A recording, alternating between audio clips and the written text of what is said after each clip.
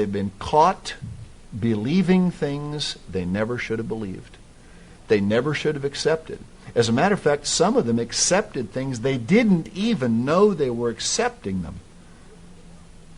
They just picked them up and absorbed them as a matter of course because they heard them so often.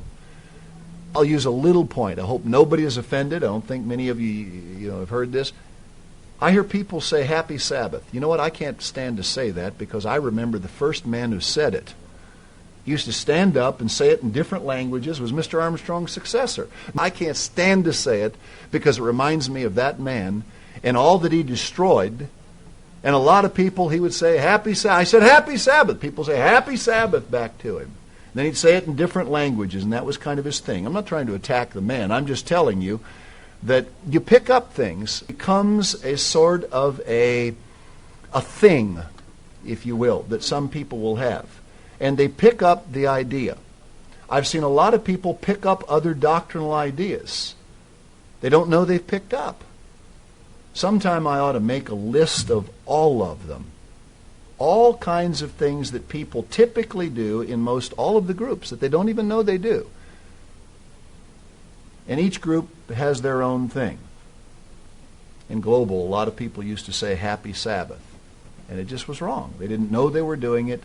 I remember one minister came with Global. His very first Sabbath, he was an evangelist. He came with Global and he stood up and he said, Happy Sabbath, everybody. It was in 1996.